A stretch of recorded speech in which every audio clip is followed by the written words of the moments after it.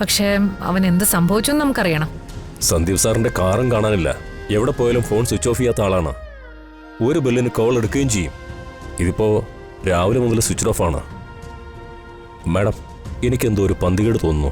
Advocate commission report കോടതിയിൽ സമർപ്പിച്ചു കഴിഞ്ഞു.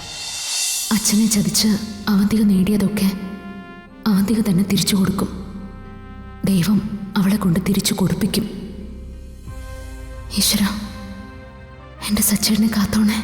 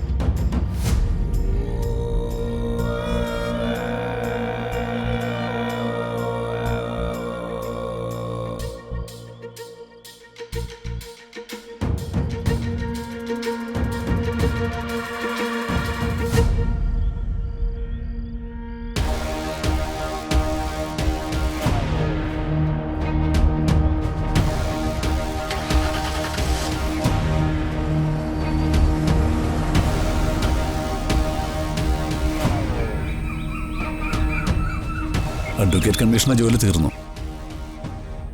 എൻ്റെ റിപ്പോർട്ട് കോടതിക്ക് മുമ്പിൽ ഞാൻ സമർപ്പിച്ചു കഴിഞ്ഞു. ബാക്കിയൊക്കെ ആരുടെ കയ്യില്ല. എതിർകക്ഷി ഒബ്ജക്ഷൻ ഫയൽ ചെയ്യാൻ സാധ്യതയുണ്ട്. അങ്ങനെയാണെങ്കിൽ അതിന്റെ ഹിയറിംഗും കൂടെ കഴിഞ്ഞിട്ടല്ലേ വാദം തുടങ്ങൂ. കമ്മീഷന്റെ കണ്ടെത്തലുകൾ സത്യസന്ധമാണ്. റിപ്പോർട്ട് പരിശോധിക്കുമ്പോൾ കോടതിക്ക് അത് മനസ്സിലാവും. ഈ റിപ്പോർട്ടിൽ റീവിസിറ്റിനുള്ള ഒരു സാധ്യതയും ഞാൻ കാണുന്നില്ല. പിന്നെ ഒബ്ജക്ഷൻ ഹിയറിംഗ് ഉണ്ടായാലും ഇല്ലെങ്കിലും കമ്മീഷൻ റിപ്പോർട്ട് ആക്സെപ്റ്റ് ചെയ്യണോ വേണ്ടയോ എന്ന് തീരുമാനിക്കുന്നത് കോടതിയാണ്. അതിൽ മറ്റാർക്കും ഇടപെടാൻ സാധിക്കില്ല. എൻ്റെ റിപ്പോർട്ടിൽ എനിക്ക് പൂർണ്ണ വിശ്വാസമുണ്ട്. ഫൈനൽ ആർഗ്യുമെന്റ്സ് ഉടനെ തുടങ്ങുമെന്നാണ് ഞാൻ കരുതുന്നത്. എന്തായാലും സച്ചിയുടെയും കുടുംബത്തിന്റെയും 10 വർഷത്തെ നീണ്ട കാത്തിരിപ്പിന് ഇതോടെ ഒരു തീരുമാനമാവും. കോടതിയിൽ ഇനി അപ്രതീക്ഷിതമായ അത്ഭുതങ്ങളൊന്നും സംഭവിച്ചില്ലെങ്കിൽ ഈ കേസിലെ വിജയം ആരതിയുടെ കൂടെ തന്നെയായിരിക്കും. ഇതിലിനി ഒരു അത്ഭുതവും സംഭവിക്കില്ല sir. Commission report final evidence പോലെ കോടതി പരിഗണിക്കുന്ന ഞാൻ കരുതുന്നത്. ആരതി വാദിക്കുന്നത് സത്യത്തിന് വേണ്ടിയാ. ആ കോൺഫിഡൻസ് തന്റെ മുഖത്തുണ്ട്. സച്ചിയുടെ സിറ്റുവേഷൻ ഇപ്പൊ എന്താ? റിയാലിറ്റി അയക്ക് മനസ്സിലായി കാണുമല്ലോ അല്ലേ? സാറ് കരുതുന്നത് പോലെ ഒരു നോർമൽ സിറ്റുവേഷനിലല്ല ഇപ്പോഴും സച്ചി ഉള്ളത്. ഊണും ഉറക്കമില്ലാത്ത അവസ്ഥയിലാണ് സർ അയാളിപ്പോ ഉള്ളത്. മാനസികമായിട്ട് ആളാകെ തകർന്നിരിക്കുക. ഒന്ന് സമാധാനമായിട്ട് ഉറങ്ങാൻ പോലും അയാൾക്ക് കഴിയുന്നില്ല. ജീവിതത്തിൽ നമ്മൾ ഏറ്റെടുക്കേണ്ടി വരുന്ന ചില ഫൈറ്റുകൾ അങ്ങനെയാ. ജയിച്ചാലും തോറ്റാലും മുറിവേക്കുന്നത് നമ്മുടെ മനസ്സിനായിരിക്കും. സർ, സമൃദ്ധ മാഡത്തിന് ഇങ്ങനെയുണ്ട്? അല്ല, നേരത്തെയുള്ള അവസ്ഥയിൽ നിന്ന് എന്തെങ്കിലും മാറ്റം? പഴയ കാര്യങ്ങൾ എന്തെങ്കിലും ഓർക്കുന്നുണ്ടോ മാഡം? തൽക്കാലം സുഖമായിട്ടിരിക്കുന്നു എന്നല്ലാതെ അതിൽ കൂടുതലൊന്നും പറയാനില്ല. സർ, ശരി, എങ്കിൽ നമുക്ക് കോടതി കാണാം. ബാക്കി കാര്യങ്ങളൊക്കെ കോടതി തീരുമാനിക്കട്ടെ.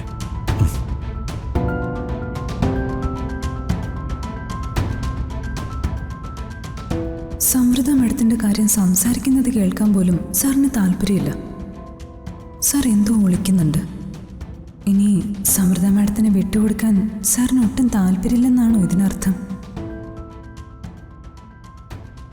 സത്യത്തില് ഇതൊരു ധർമ്മസങ്കടം തന്നെയാ.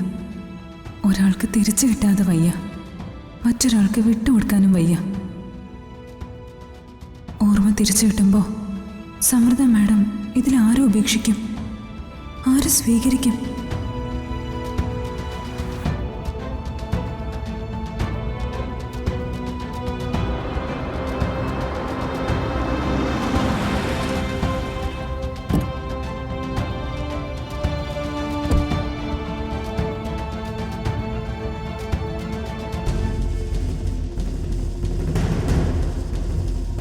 മാഡം മാഡം ആ മാഡം എന്താ മൂർത്തി? എന്തുപറ്റി? എന്താ പ്രശ്നം? മാഡം സന്ദീപ് സാറിനെ കാണാനില്ല. കാണാനില്ലെന്നോ? സന്ദീപിനെ അവിടെ പോയി? അറിയില്ല മാഡം. ഗസ്റ്റ് ഹൗസിലില്ല, ഫോൺ വിളിച്ചിട്ട് കിട്ടുന്നുമില്ല. എവിടെയെങ്കിലും വെള്ളമടിച്ച് ഫിറ്റായി കിടക്കുന്നുണ്ടാവും. അല്ല, കൂടെ നിന്നിട്ട് അവസാനം നമ്മളെ ചതിക്കില്ലല്ലോ അല്ലേ? ഏയ്, സന്ദീപിനെ അങ്ങനെ സംശയിക്കണ്ട. അവൻ നമ്മളെ ഒറ്റിക്കൊടുക്കില്ല. ഉം. പക്ഷേ അവൻ എന്ത് സംഭവിച്ചെന്ന് നമുക്കറിയണം. സന്ദീപ് സാറിന്റെ കാറും കാണാനില്ല. എവിടെ പോയാലും ഫോൺ സ്വിച്ച് ഓഫ് ചെയ്യാത്ത ആളാണ്. ഒരു ബെല്ലിന് കോൾ എടുക്കുകയും ചെയ്യും. ഇതിപ്പോ രാവിലെ മുതൽ സ്വിച്ച് ഓഫ് ആണ്. മാഡം, എനിക്കെന്തോ ഒരു പന്തികേട് തോന്നുന്നു. അഡ്വക്കേറ്റ് കമ്മീഷൻ റിപ്പോർട്ട് കോടതിയിൽ സമർപ്പിച്ചു കഴിഞ്ഞു. നമ്മുടെ കയ്യിലുള്ള ഒരേ ഒരു തുറപ്പുചീട്ട് സന്ദീപ് മാത്രമാ. അല്ല, ആ റിപ്പോർട്ട് നമുക്ക് അനുകൂലമാണോ അല്ലയോ എന്നറിയാൻ ഒരു വഴിയില്ലല്ലോ മാഡം. എന്തായാലും ഒരാഴ്ചക്കുള്ളിൽ വാദം തുടങ്ങും. വാദം തുടങ്ങുമ്പോ സന്ദീപ് കോടതിയിൽ ഉണ്ടാവണം. ഞാനൊന്ന് വിളിച്ചു നോക്കട്ടെ.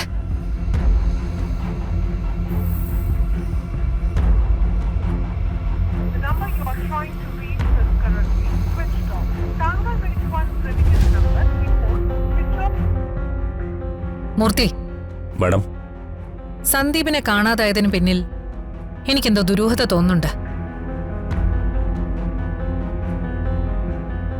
എത്രയും പെട്ടെന്ന് എല്ലായിടത്തും അന്വേഷിക്കണം. എവിടെയാണെങ്കിലും കണ്ടെത്തി കൊണ്ടുവരണം. എല്ലായിടത്തും അന്വേഷിക്കാൻ നമ്മുടെ ആളുകളോട് പറഞ്ഞിട്ടുണ്ട്. ഈ കേസ് തോറ്റുപോയ പിന്നെ അവന്തികയ്ക്ക് ആത്മഹത്യ മാത്രമേ വഴിയുള്ളൂ. അതുകൊണ്ട് പോ മൂർത്തി, പോയി എവിടെ ഉണ്ടെങ്കിലും അവനെ കണ്ടുപിടിച്ചോണ്ട് വാ. ശരി മാഡം.